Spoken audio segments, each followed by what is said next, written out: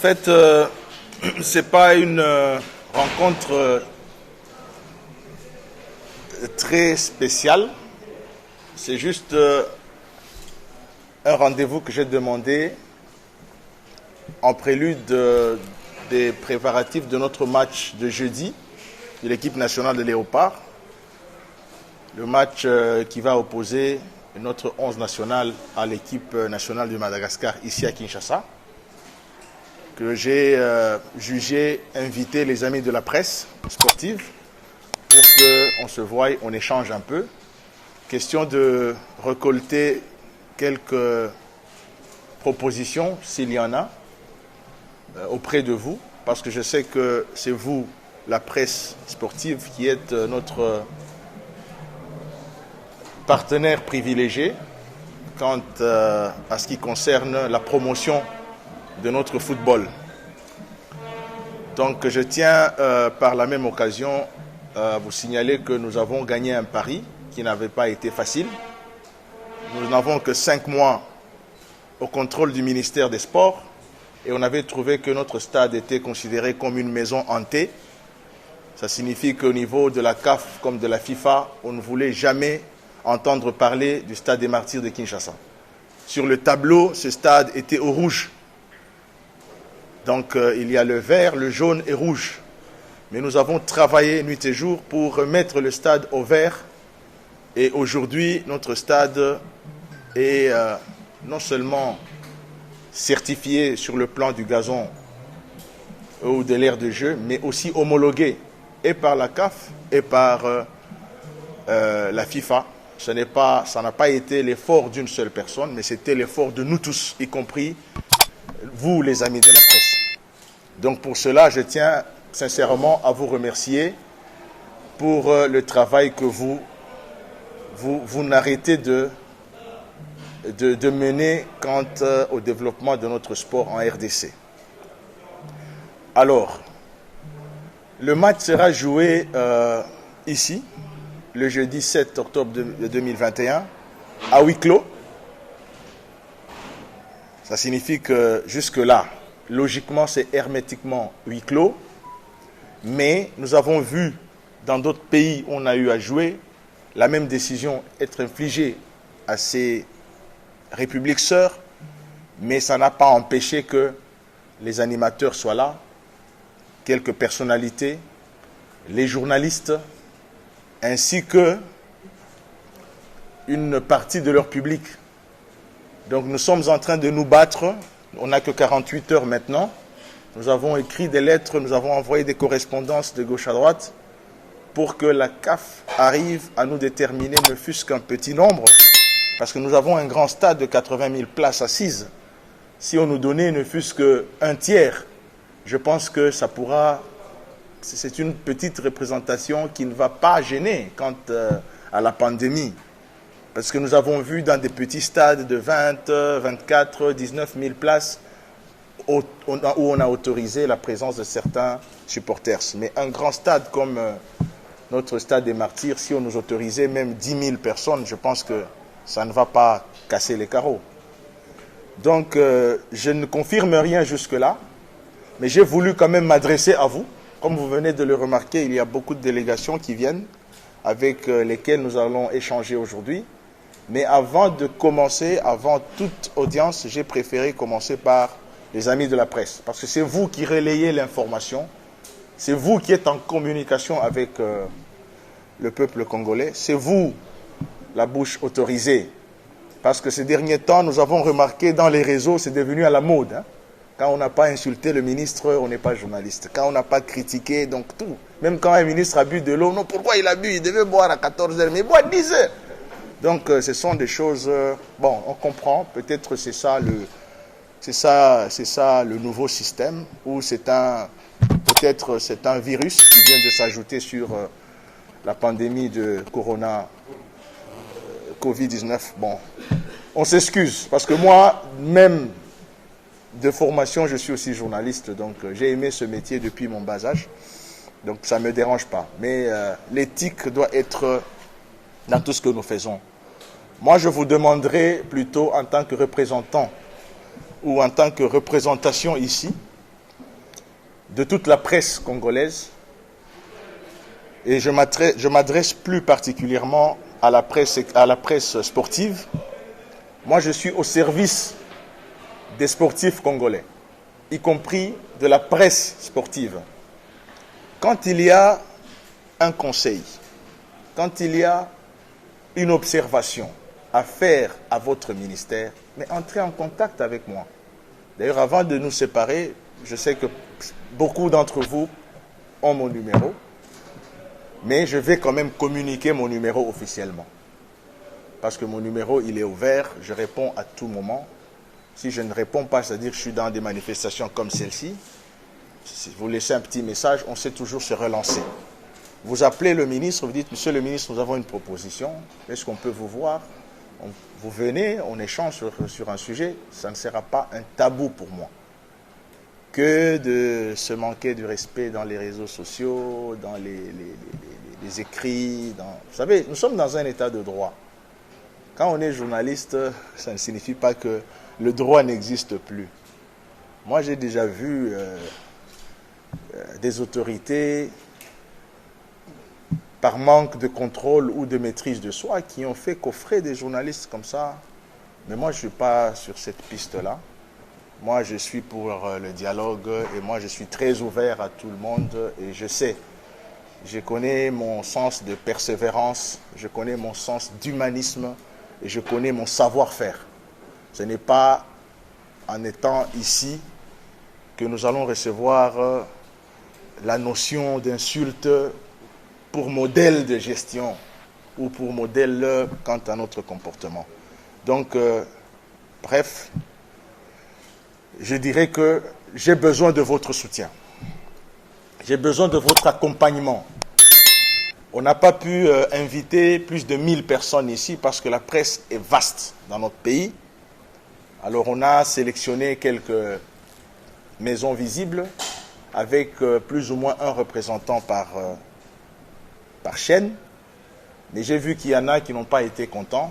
Prochainement, on va faire peut-être une rotation ou bien on va ajouter, parce qu'on n'a pas de place pour tout le monde, mais on va faire soit une rotation, ceux qui sont venus ne viendront pas, les autres pourraient venir nous rejoindre, ou encore, on pourra peut-être ajouter. Et il y a aussi d'autres remarques comme quoi la liste ne devrait pas provenir du ministère, ça devrait provenir de vos chaînes respectives où vos responsables désignent les gens qui devraient représenter les chaînes. On va tenir compte de ça. Donc nous sommes vraiment très perméables aux conseils et aux reproches. Ne pensez pas que nous sommes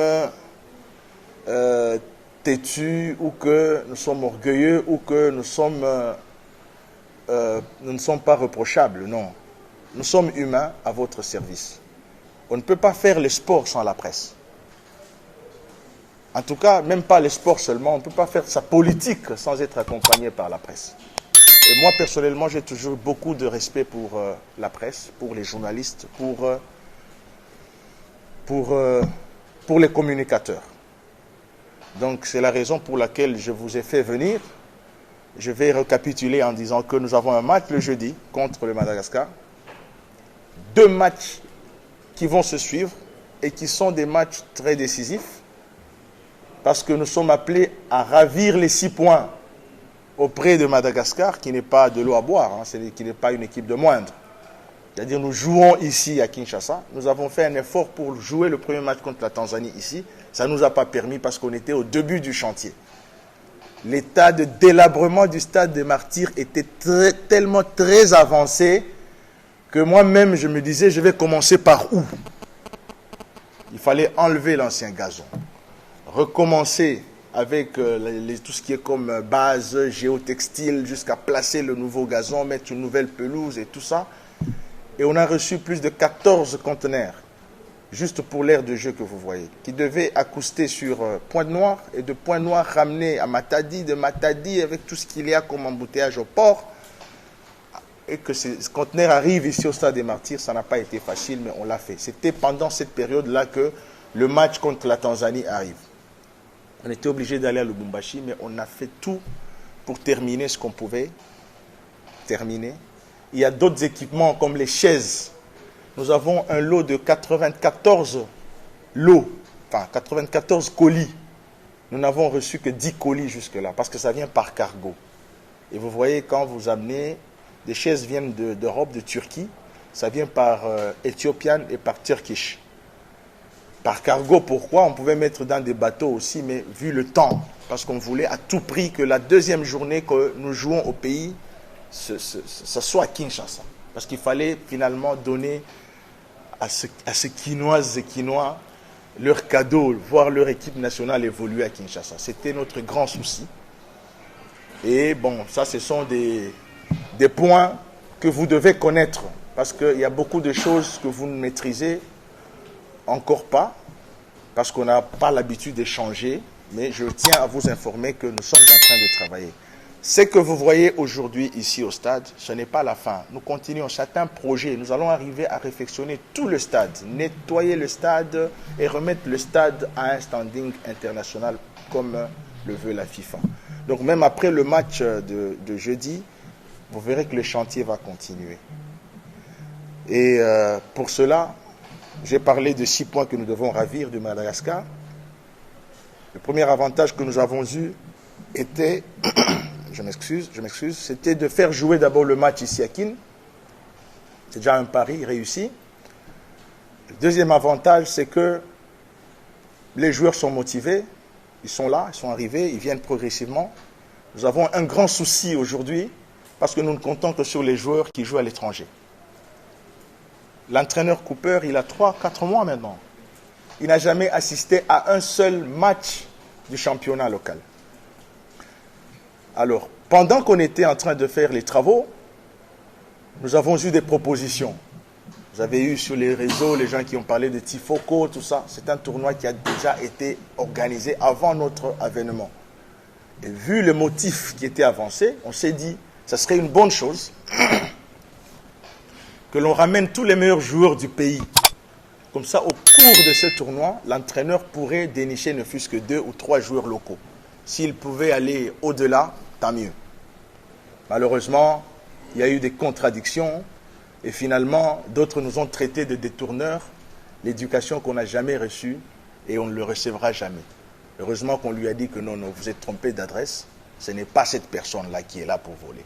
Si je veux me faire $1 million, cher journaliste, je vais rentrer chez moi au Katanga, je vais acheter les oignons en Tanzanie, je vais vendre les cuivres, je vais faire ça. Ce n'est pas dans un bureau d'État qu'on prend l'argent.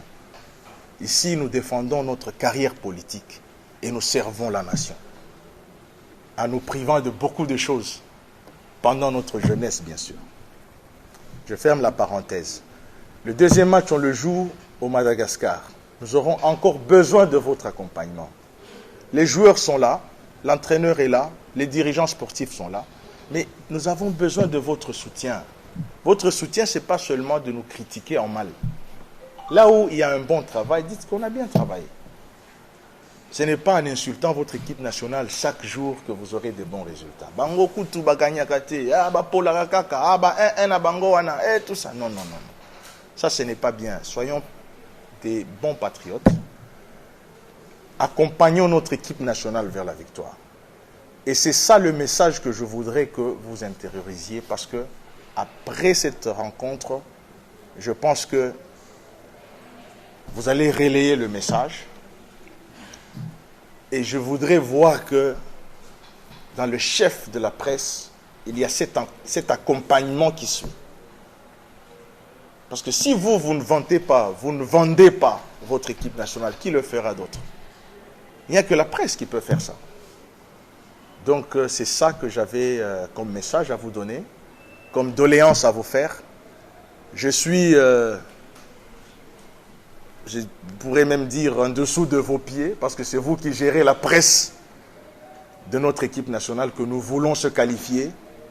Si l'équipe nationale arrivait à se qualifier à la Coupe du Monde Qatar 2022, ça sera pendant notre ère. Vous voyez que nous sommes tous de la même génération. Ça sera une très bonne chose, ça sera une bonne histoire à raconter à nos enfants. Parce que depuis 1974, l'équipe nationale n'a jamais franchi l'étape de se qualifier en Coupe du Monde. Donc si nous mettons des efforts ensemble, cet esprit-là d'aimer notre pays, je pense que nous pourrons arriver à qualifier notre équipe et à jouer la Coupe du Monde Qatar 2022. Pour le reste, je tiens à vous dire franchement et sincèrement merci de votre présence et que Dieu continue à vous bénir et à bénir votre profession. S'il y a 2, 3 questions, je suis prêt à vous répondre. Oui. Vous avez un gouvernement, vous avez une presse pour sur la presse. Normalement, il fallait la méthode parce qu'il y a beaucoup de choses pour le sport. Le sport, c'est le masse. Mais au Vanda calme, au Baratéro, ce n'est pas bien. Au jouer là où après match, il y a Madagascar, vous avez un professionnel en médias dans le cabinet, il faut que ça presse une fois le mois, tout solo. La camarade Maïcha fait l'équipe a malentendu. L'équipe donc malentendu c'est bien dans le sport. Donc, attends une fois la semaine, Dixon Azali et Dia Ali Baïbine Masolé Zala.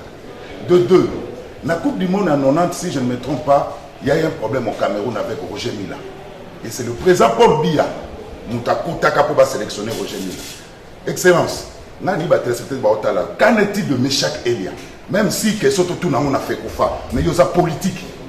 Vous pouvez aussi intervenir. C'est le meilleur joueur congolais à l'étranger pour le moment. Toi, on a besoin d'aide. Expliquez aux Congolais, Meshak Elia, toi, Koyate, et là, on est bloqués. Rencontrer Poto Solo là, de temps en temps avec Bandeko et Presse. Comme vous le savez, le sport, notre sport en RDC aujourd'hui, ils ont la complicité, ils ont la détail belé, oyo, et sengaki ba urgence à notre arrivée au gouvernement Samalou Kondé. C'est-à-dire, quand nous arrivons, nous trouvons le premier défi, c'était d'abord la qualification de l'équipe nationale à la Coupe du Monde Qatar 2022. On a trouvé la participation de la RDC au JO Japon 2020. OK. Donc, à part ça, il y a encore d'autres défis. Je ne sais pas les énumérer maintenant, mais je ne vous cite que ceux qui sont principaux. Le pays doit aller au Japon participer aux Jeux Olympiques. Mais moi, je suis ministre, je trouve des dossiers sur ma table, mais je ne vois pas où sont les athlètes qui vont aller représenter le pays. Je ne vois pas les fédérations qui ont préparé les JO du Japon 2020. C'est-à-dire que le pays va participer quand même. Comprenez? Par exemple, on dit que voilà, il y a un concours des agriculteurs, il faut aller exposer des produits oyo bolonaki bilanganabino. Mais yo za candidat au KNDP, mais aux ana eloko ata mon côté oyo lonaki oyo rokende nango kuna. C'était un grand défi, je me dis mais il faut qu'on voie clair. Nous allons aux Jeux Olympiques avec quels athlètes? Avec quelle discipline? Mais nous allons quand même. Deuxième défi, c'est la Coupe du Monde. Bien sûr, les éliminatoires ici. Nous allons participer aux éliminatoires de la Coupe du Monde Qatar 2022. Bon, l'équipe nationale, bien sûr, on peut l'avoir, mais on n'a pas de sélectionneur. Ibenge venait de quitter, l'équipe nationale était un peu dans la rue, et on n'a pas de stade. Parce que l'unique stade que nous avions, c'était le stade des Martyrs, qui était sous sanction. Pendant la même période-là. Et le stade n'a pas en sanction. Et vous traversez la RDC, 2 345 000 km², avec plus ou moins 100 millions de Congolais, aucun aire de jeu qui appartienne à l'État. Vous voyez, l'État congolais, jusque-là, pendant cette période, quand nous entrons au pouvoir, on n'avait aucun aire de jeu. Je ne parle pas de stade, je parle seulement de l'aire de jeu. On n'avait aucun aire de jeu. Ben, nous voulons quand même jouer la Coupe du Monde. Mais nous allons jouer comment la Coupe du Monde? On n'a pas de stade qui soit homologué. Alors, nous, on ne pouvait pas croiser les bras en tant qu'État. Tolobambon, voilà, il y a quand même un stade, il y a privé, Zali. Non. Vous n'allez pas faire un programme sur les biens d'autrui. Et puis, bientôt, Zali, l'État. Il faut un privé, il y a une installation à l'État. Et non, l'État allait dans les maisons des privés. C'est pourquoi on a joué le premier match contre la Tanzanie dans un stade privé, vous avez vous-même suivi. Mais est-ce qu'il fallait encore croiser les bras pour qu'encore on continue à jouer dans des stades privés? Je me suis dit que c'était pas normal. On s'est mis à travailler jusqu'à ce que ces défis soient réglés. Maintenant, parlant du dossier Meshak Elia. Meshak Elia n'a aucun problème pour jouer contre son pays. C'est-à-dire, le gouvernement congolais n'a pas de problème contre Meshak Elia. Son ancien club, le tout-puissant Mazembe, n'a aucun problème contre Meshak Elia. Meshak Elia a un problème contre lui-même et son club. D'ailleurs, je venais d'instruire la FECOFA maintenant. Vous verrez la correspondance. On écrit à la FIFA. Nous nous plaignons contre Young Boys de la Suisse qui ne veulent pas libérer le joueur. Pourquoi on ne veut pas libérer le joueur? Ils ont un dossier au niveau de la FIFA, Young Boys et tout-puissant Mazembe. C'est un dossier, on peut dire c'est un dossier pénal. Ça n'a rien à voir avec le football. C'est un problème d'escroquerie entre managers, entre clubs. Mais le joueur peut venir jouer pour son équipe nationale sans problème. Vous comprenez? Donc, le joueur peut venir aujourd'hui, il joue, il rentre. Maintenant, il y a eu un petit problème quand Meshak est allé en Suisse. Meshak va en Suisse. Ça, c'est la version que la FECOFA venait de me donner ce matin. Parce que moi, je parle avec Meshak. Ok, merci. Donc, Makamboué Meshak a probé en équipe nationale sans problème. Azan a problème na gouvernement ya mboka na été. Azan a problème na ancien club na ya Mazembete. Pour ba dirigeant Mazembe na yambaki bango même ce matin na tongo ya lelo. Pour tout résoudre Makamboué Meshak. Ngana lingaki même butu ya lelo Meshak amata aya. Na sololi na ba dirigeant ya Mazembe. Na sololi na FECOFA. Na sololi na Meshak. Na sololi na ba agent ya Meshak. Na sololi kutu na ba responsable ya Young Boys. Na kuti que problème ezande na équipe na ekuna na Suisse. Balingi ko libérer yete. Avant bakangaki epo abeta ba match ya Champions League. Après ba match ya Champions League ba on peut sa biso ba raison telle que non sécurité na eza garantie. Or dossier ya Meshak eza similaire na dossier ya Malango Ben. Mais Malango ayaka abeti pour na équipe azongi. Abetaki kutu contre Mazembe, équipe Oyo, ils ont un problème na club nae. A Tchepebi, c'est pas pour autant qu'il y a un problème. Et j'ai demandé na Tuni Lelo, na Sengi na FECOFA, Bassa la Mokanda, na FIFA, Oyo Biso, République démocratique du Congo, toujours qu'on se plaindre contre le comportement ya Young Boys, club wana ya Meshak. Parce que bazo retenir joueur, abeta po na mboka na été. Et ça, c'est pas bien pour nous. Parce que tu as vraiment besoin de jouer union sur eux, besoin de poto baya ko beta pour namboka na bango. D'ailleurs, pendant qu'on parle, je vais appeler Meshak à répondre pour vous dire que je suis en communication avec joueur union sur individuellement. Et il va s'expliquer peut-être Yemoko pour ba Congolais bayoka c'est quoi le problème. Comme ça l'obibo lobate que non ministre Akosaki. Blassi et les autres est presque fin cycle.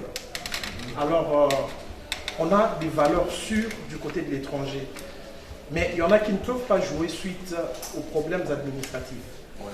Quelle est la politique que vous, en tant que l'État, vous mettez en place pour que nous puissions le plus rapidement possible récupérer ces talents dont nous avons besoin du coup. Voilà.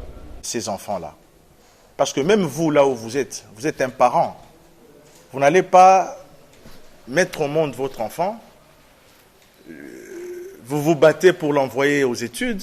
Finalement, il se retrouve qu'il est un joueur professionnel et qu'il est convoité dans le pays, à l'étranger, où il est professionnel. Et entre-temps, il doit jouer pour sa patrie. Il y a aussi un problème aussi social. Hein. Donc, très souvent, ce sont les parents de ces joueurs qui sont leurs managers. Alors, ils choisissent où c'est facile. Vous trouvez quelqu'un qui n'a qu'un seul garçon, c'est son fils unique, eh bien, écoutez, c'est ce garçon-là qui le fait vivre. Bon, entre le pays d'adoption là et son pays d'origine, ils font le choix. Ils font le choix parce qu'ils voient là où c'est juteux.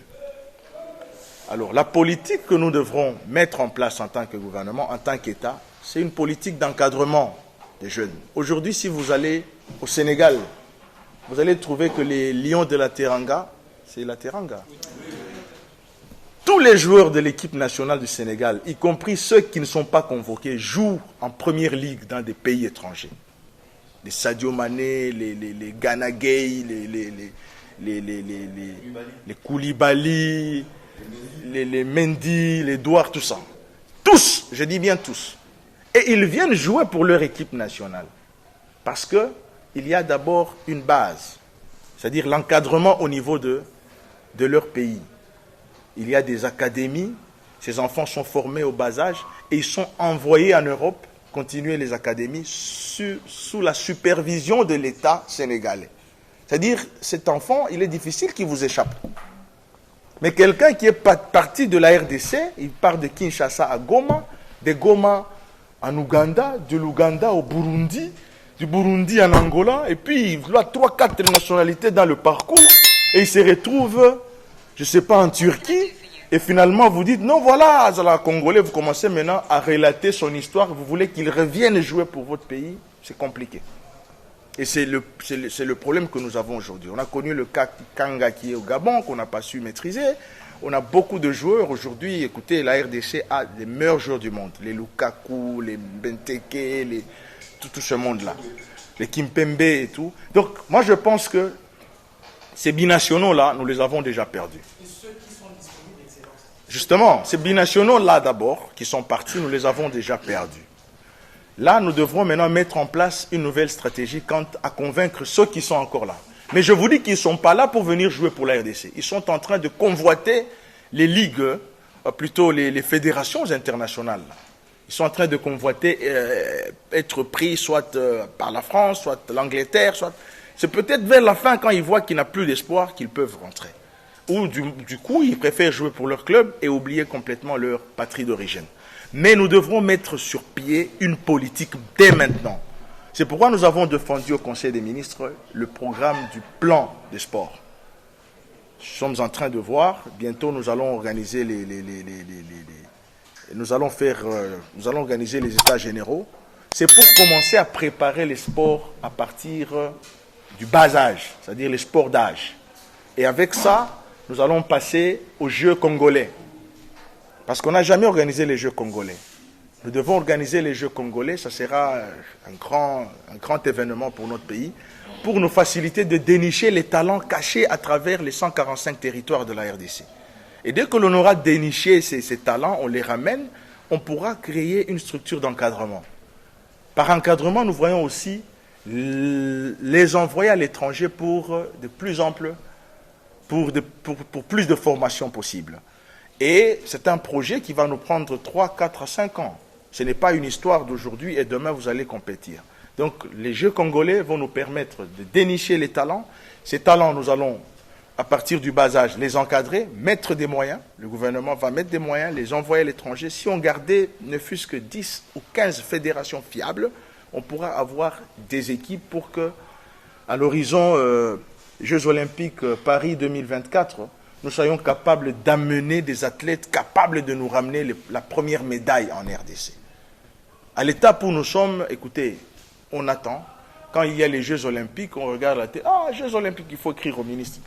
Les gens petit moko bundara bien anjili kuna na ukindena na Jeux. Vous avez oh les gens en Niger, moko en Équateur, kuna katsa ke bale.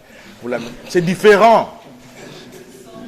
Prenez le sport olympique, na ba natation na biso ya mboka wana c'est différent. Donc, on doit préparer tout pour que prochainement, l'encadrement des jeunes qui vont à l'étranger, l'État doit avoir une mainmise. Peut-être si on peut créer des académies ici, et puis quand les enfants partent, il y a des petits contrats qui signent. Question juste de les encadrer et de les protéger aussi. Ils pourront rentrer facilement. Donc, c'est une politique qu'on doit mettre en place. Je pense que je prends très bonne note. Nous allons insérer ça dans nos états généraux. Et en plus de cela, il y a un problème. Pourquoi nous perdons les talents? Nous perdons les talents par manque d'infrastructures sportives en RDC. Aujourd'hui, si vous voulez même amener l'afro-basket, amener les basketteurs à l'Arena de Kigali, il faut les envoyer soit en Tunisie, là où il y a des salles, ils s'entraînent, et puis ils vont maintenant vous représenter. Et les enfants vont, les athlètes vont chercher des infrastructures à travers le monde. Et puis, on les perd. Mais si nous avons des infrastructures sportives ici chez nous, en permanence, je pense que nous pouvons rendre notre sport professionnel à l'interne. Merci. Chers amis de la presse, nous avons tous eu la promesse de son excellence, monsieur le ministre. Ça demande un développement particulier. Moi, je pense qu'ici, nous sommes là pour parler du match de Léopard de jeudi. Hein, même demain ou après le match, vous passez au cabinet, vous venez me chercher, nous allons parler. Ou de manière professionnelle, vous pouvez passer à mon cabinet, vous trouverez mes conseillers qui peuvent vous donner avec, parce que je ne peux pas commencer à développer des choses ici, je me comporterai très mal. Parce que moi j'aime toujours parler avec témoins et soubassement en appui. Hein, parce que nous allons finir par citer les noms des gens, on n'est pas ici pour citer les absents. Hein, nous ne sommes pas là pour citer les absents, mais ce sont deux questions très pertinentes, d'ailleurs d'actualité. Si je commence à vous les développer, gardons, en tout cas restons dans le sujet du match de Léopard, 3e, 4e journée. Moi je pense que c'est une question stratégique. Hein. On ne peut pas répondre ça devant la caméra. C'est une question stratégique. Je ne sais pas répondre ça devant la caméra. C'est stratégique, n'est-ce pas? Je ne peux pas répondre ça devant la caméra que non, voilà, j'ai vu tel féticheur, j'ai vu tel, voilà, d'ailleurs il a promis autant. Non, non. Ça c'est stratégique. La stratégie, on la cache. Hein. Oui. Merci, Excellence, pour ta parole. On avait même appris que les joueurs auraient boycotté non. voyage. Ça c'est faux. Oui, j'ai dit bien honoré. Oui, appris. Donc, ma question c'est de savoir, est-ce que le gouvernement congolais a mis toutes les batteries en marche pour permettre aux Léopards de rester focus que sur ces matchs de la 3e journée pour ce jeudi? Oui. Le gouvernement congolais a mis toutes les batteries en marche pour la 3. D'ailleurs, on a doublé, c'est-à-dire, c'est double opération. 3e et 4e journée, tout se fait au même moment. S'il y a lieu, d'ailleurs, les primes des joueurs seront données pour les deux matchs au même moment. Du côté prime, il n'y a pas de problème. L'organisation, vous avez parlé de la mauvaise organisation qu'il y a eu à Lubumbashi. Bon, écoutez, même moi, j'ai eu difficile à accéder au stade Mazembe, mais finalement, je suis entré parce que j'ai grandi dans ce petit stade-là. Donc, je connais comment pénétrer. Mais bien avant cela, sachez qu'une équipe avait déjà été envoyée à Lubumbashi une semaine avant pour préparer ce match-là. Malheureusement, c'est eux, ou c'est cette équipe-là qui n'a pas été à la hauteur. Et vous savez, chaque fois qu'il y a des couacs, nous essayons de réparer et voir comment améliorer dans l'avenir. Et ça nous a donné de leçons pour que prochainement, ça ne nous arrive plus. Pour ce qui est du match de jeudi, l'organisation sera bonne, mais je viens de confirmer que ce sera un match à huis clos. Mais quand les Congolais viennent autour du stade, commencent à faire du bruit pour qu'après ils disent que c'était mal organisé, ça ne sera pas une bonne chose. Il faudra déjà savoir que c'est un match à huis clos. Les journalistes qui auront des badges vont accéder. Les officiels qui auront des badges vont accéder. Mais ceux-là qui ne seront pas invités, ça ne sert à rien de bouger. Restez à la télé, nous avons déjà une bonne production. Le match sera retransmis en direct. Donc ça ne servira à rien de venir faire du bruit autour du stade pour qu'après on insulte le gouverneur Ngobila, le ministre Condé, le président de la République, le Premier ministre. C'est à huis clos. Ce n'est pas le gouvernement congolais qui organise ce match, c'est la CAF. Merci. Chers amis de la presse, nous vous remercions sincèrement. Une dernière question. Oui. Oui, une dernière question. Allez-y, attends. Allez-y. Bien rester dans le thème. Ouais. Le problème, il y a des anecdotes, il y a des aînés politiques, notamment Kiaboula n'est pas mon aîné politique. Il faut rectifier. Monsieur Katassi, posez une question avant le match de ce jeudi. Faut rectifier d'abord ça. Oui. Monsieur Katassi, nous parlons du match de ce jeudi. Ici à Kinshasa, sûrement il y aura aussi des collègues ministres, il y aura les chefs de l'État sûrement qui sera là. Est-ce qu'on a pris toutes les dispositions? Parce que quand les chefs de l'État, même quand les chefs de l'État passent dans ce match, c'est qu'il a même une dame dans Bon, j'ai dit que c'est... Et la CAF travaille directement avec la FECOFA. Ok. Donc il y a des responsabilités qui doivent être répondues par la FECOFA par rapport aux instructions de la CAF. Et bien sûr la FIFA aussi, parce que c'est un match FIFA. Ce n'est pas au niveau du ministère. Je vous ai dit qu'à Lubumbashi, même moi j'ai eu difficile à accéder. Le gouverneur Kaboul a aussi eu difficile à accéder. Mais c'est juste question de comprendre les contextes dans lesquels les matchs sont organisés. Donc ce n'est pas un problème du ministre ou du président ou du Premier ministre, bien sûr. Pour ce qui est de la sécurité, de l'extérieur, tout, je pense que ça sera fait. Nous avons une police très disciplinée et très professionnelle. Mais pour ce qui est de l'organisation, je pense que la FECOFA, qui est notre organe technique, a déjà des instructions lui données par la CAF quant à la bonne production de ce match-là. Merci beaucoup, chers amis de la presse. Non, s'il vous plaît, chers amis. S'il vous plaît, bon, la dernière. Vas-y.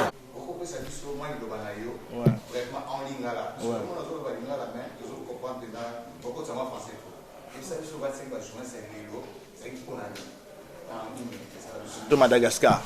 Alors il faut que Bino Boyeba, que match wana et Betama awana Kisasa, et na bengisa ki ba journaliste pour que programme ya jeudi nyonso boy memango na population.